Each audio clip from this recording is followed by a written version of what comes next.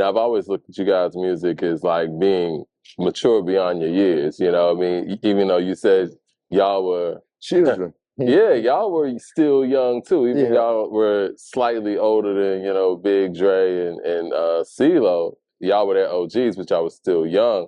What was that like?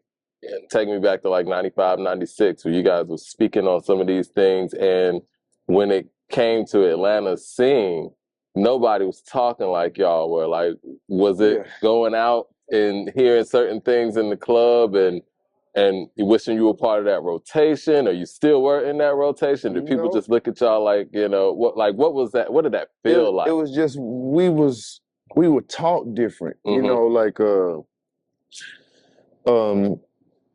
meaning that we do come from the South. Like, we grew up on Ghetto Boy, we grew up on Scarface, we grew up on Luke, we grew up on the West Coast, we grew up on everything that was going on in New York.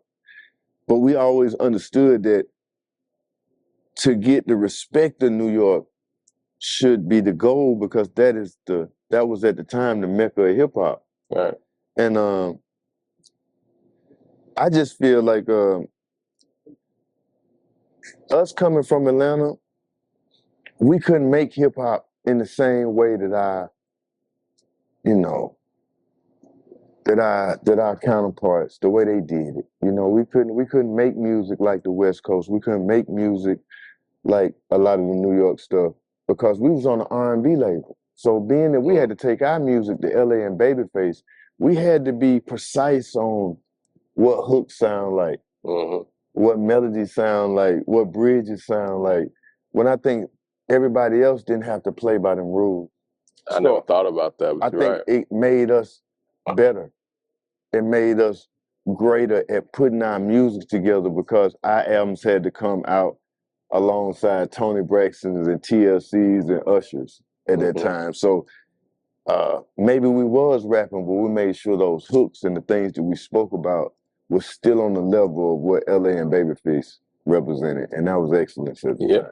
And cell therapy, like I mentioned before, that's a huge proponent of that. People are copying that hook to this day. Yeah. And you guys were covering heavy topics, but it was a hook that, the 7th grade me could actually sing along to. Yeah. And Ujo, is there any truth to the fact that the POW stands for Prisoners of War? Or is that just, okay. Yeah. Okay. Yeah. I wanted to get that confirmation from you. Yeah. Another one I wanted to ask too is there's always been talks that, speaking of somebody who's content heavy in that era, that, Tupac was going to do an album with Goodie Mob. Like, is there any truth to that? And yeah, it's truth to that. Before he got out and went Death Row, he was already calling our office and was like, yo, when I get out, I'm coming to Atlanta. My mom's staying in Stone Mountain. So Pac was always just in Atlanta. He was always in Decatur. Like, his brother had a house around Atrium. Okay. So he used to always be in that neighborhood. People be like, yo, we saw Tupac at the bus stop just smoking a cigarette, chilling. Like, that's how he used to kick it in Atlanta. His mama stayed in Stone Mountain, and his brother had a crib over there, on the east side. So I just felt like Pac knew that he had did New York, he had did LA, and I think he wanted to come and finish his career off in Atlanta. It was a lot of truth, and everything was true about Pac, man. Pac was just, he liked Pimp C, man. It just wasn't no lying it. And then he had everything. He had everything that went with being that guy. But then at the same time, he was so far ahead of everybody because he actually really, really was great at acting. Yeah. And understood where acting and Hollywood and music meeting, what it did for his career. And I think he was kind of the first person that understood the value of acting and rapping. Do you think, in your opinion, he would have slowed down on the music and been more on the acting moving forward? Or? Yeah, because it was easier. It was easier for him. And think about it. That's where Dre first went when he left music. You know what I mean? I mean, acting just takes you where you could be somebody else. It challenges you, especially if you're an artist. Artists are supposed to be blank canvases that can morph into anything. So, being able to take your skills and the thing that you learned from music and take it into different rooms and be successful, that's when you know that you're more than just the average.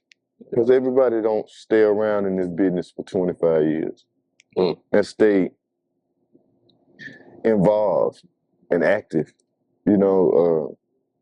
And we doing it from all parts of it, from acting, producing, doing new records, bringing new groups, walking new groups in, and it's and then creating new products for just our audience, you know, like for an artist to learn how to brand himself and learn how to market himself through other products. It's just the growth of an artist, and it shows your business side. You know, if somebody can take your music and take your face and sell it and make money from it, why shouldn't you understand how to do it for yourself? Exactly. So that's the. I think those things come later in music, and it's better that you understand it, because the more that you think of yourself as a product, the longer I feel like you'll stay around in this business, because this is a business that's very demanding. So I feel like as long as you have different places in your head that you can go as an artist, it'll never get stressed out and you'll never feel like you're trapped. Because that's what it feels like when you don't have other things going on besides just music. You feel trapped.